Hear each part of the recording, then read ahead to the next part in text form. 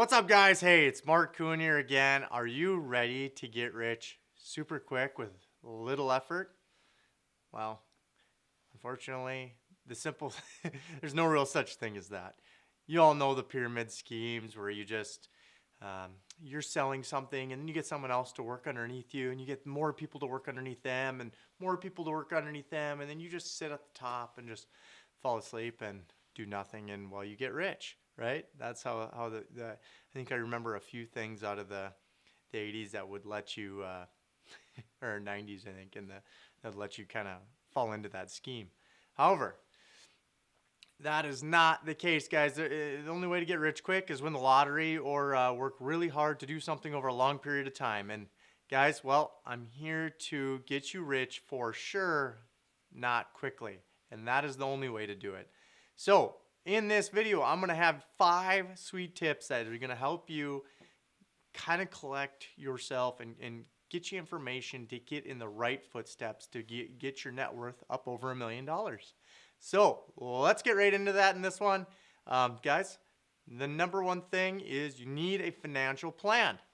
It may sound like a broken record sometimes, but you don't just get there by dreaming about this. You need a target. You got to have something to aim at. Once the target amount is discovered, say it's $1 million, you guys can work backwards on how you're going to get there. I always use, take your cell phone out, download yourself a compound calculator. Guys, and you can mess with the dials on an 8% return for 10 years. How about 20 years? It's drastically different. And the sooner you can start this, the bigger your returns will be and the smaller amounts you'll need to put in. So use the compound calculator, download it on your phone for yourself, and play with that a little bit. Work backwards from where you need to be. So then you'll need to determine basically the amount you need to invest and the returns you will need to see to get them, right? Now, if you read the book called The Compound Effect, it's by, who is it by? Darren Hardy, I believe, is that gentleman who wrote that book, and it'll just really put into perspective how powerful the compound effect is. Even if you start this at 55, just the compound effect that can happen when you're 70, maybe you retire between then. Powerful things, guys. You need to download the calculator, read that book. That will be life-changing for you.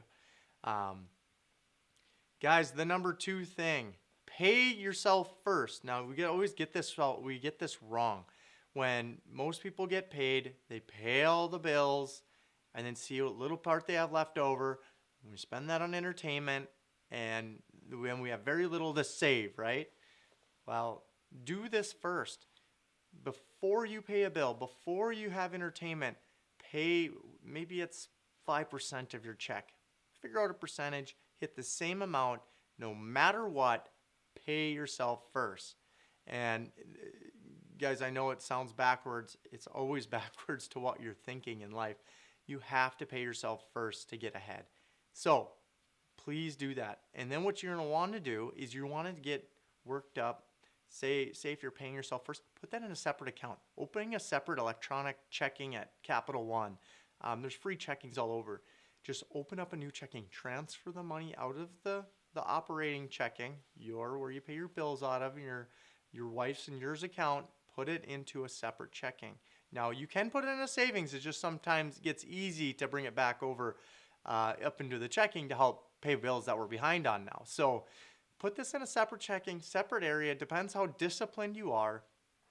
Get up to 3 months worth your bills. So add up your bills, have 3 months saved up. If your bills are $2,000 a month, then save up $6,000 and then just keep that baby there. And do never go below that, because that is your rainy day fund or emergency fund.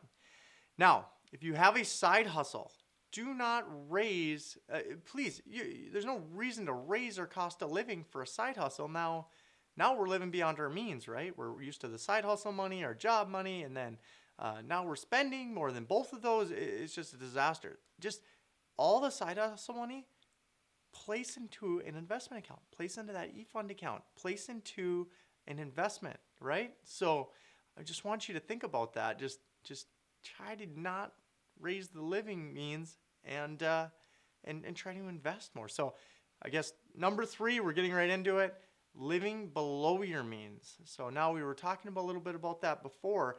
Basically, if you get a pay raise, right, that is money that you didn't expect, wasn't really expected. Maybe it can be. Maybe it was a big raise. Maybe it was $3 raise. We should be able to put away $1.50, more without raising our cost of living. So let's try to keep our cost of living here now that we have that raise, because now once you raise it and you buy that big, beautiful house, maybe it's an expensive SUV that you couldn't afford, but you wanted it so bad. But now all of a sudden we're up here at the pay, we're here, and now we just raised it. Now we can't we're not any more wealthy than we were before. Now we just have this expensive car, this expensive house. Now we're married to this thing. And it just doesn't create passive wealth, or it doesn't return you any money. So too many people, though, have it wrong today. They think about their self-worth is tied to the possessions that you have. So if you have a brand new pickups and you got a brand new house and brand new this, brand new that, brand new boat, none of that appreciates in value. And honestly, in your net worth, it's not even figured into your net worth. It's not figured as a asset. So your cars, your house is not even part of your net worth. You got to think about that. Some people think, oh, all my worth is in my house. It's like, well, I got an appraisal and it said maybe it's a $300,000 house. Well, now it's worth $350,000. Yeah, you may have $350,000 in equity. It's going to cost money to sell the house, but in a net worth program, you haven't gained any net worth.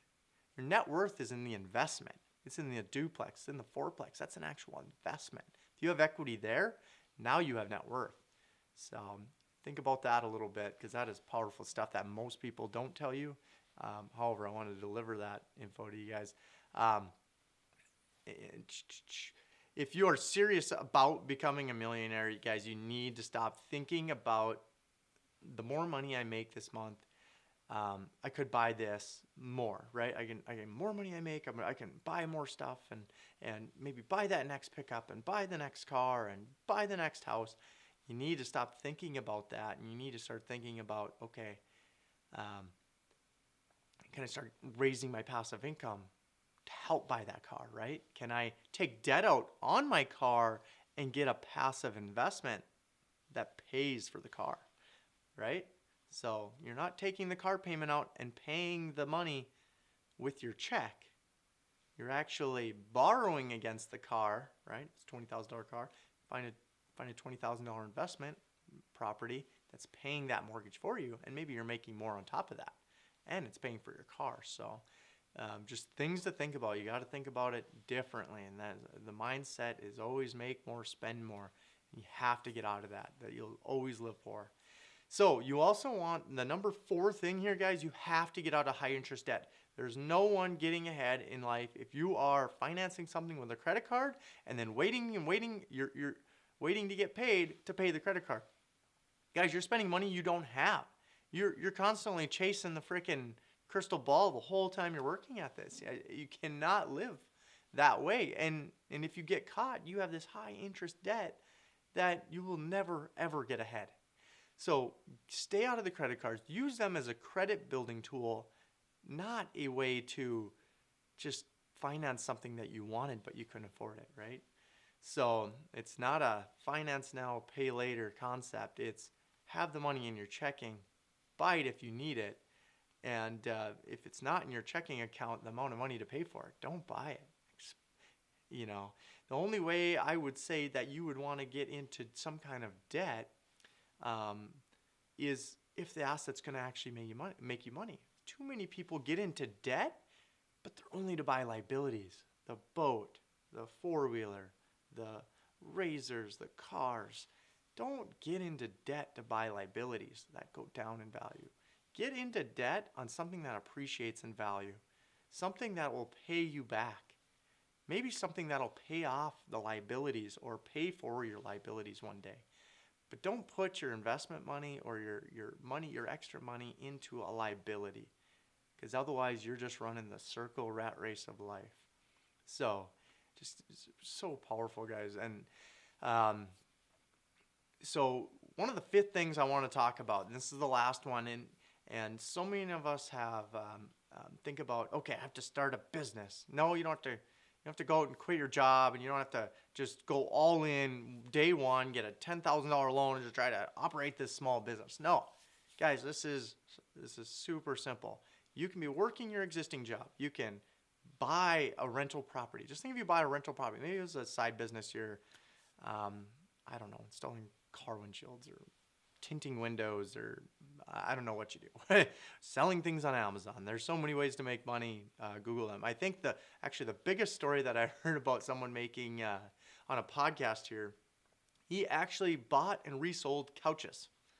That's literally what he did. He bought a couch, cleaned it up. I don't know what he did to it. He bought and sold couches, and he made about $20,000 to $30,000 a year buying and selling couches. You'd probably need a garage to do this, but he probably had that. So super funny there. And I heard that on a podcast. I was like, okay, there's 100,000 ways to make money. But anyway, a business, guys, just a side hustle. It could be a rental property. Most of us can keep our job, and we can still buy real estate. Just think if we bought a duplex and we actually invested instead of buying a house. We just rent where we're living. We buy an investment property, a duplex. We start a business with that. Now, you're going to have to call a plumber. You're going to need a car to get around to get to the property to check on it. Now you can write off your cell phone. You can write off your computer. You can write off a little your rent that you pay at your apartment now as an expense, right? So you got to think about it's not that hard to own or start a business, right? It can be done on the side just to write off the stuff that costs you money right now, the stuff your W-2 income is paying for that you should be able to write off, because your W-2 income is your most expensive income. It's taxed before you get it. So just keep that in mind. You want to be able to write off some of these things that you're getting. That way you're getting the most value for them. You got to own them anyway, right? So you might as well get a tax return to own them. That's kind of what I'm getting at. So guys, the bottom line is there's no way to just get rich quick. You can hit Dogecoin, you can hit Shiba Inu, or any of those cryptos. Put all the money you want on it, hit it big once. There's no way you're going to be able to time that every time, guys. So if you want to hit actual 7 figures of net worth, you need to take the long game. It is the only way to get there. I know it's stressful, and it's longer for others than it is. It depends how aggressive you want to get. But think of it as a long game.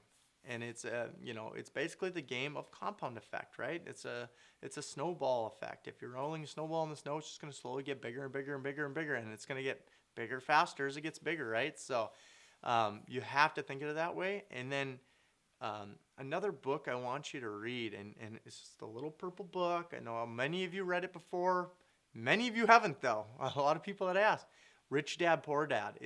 I think it's a 20 or 30-year-old book by Robert Kiyosaki. And Rich Dad, Poor Dad has a great story of Robert's dad, a rich dad and a poor dad, and how they thought about money just much differently.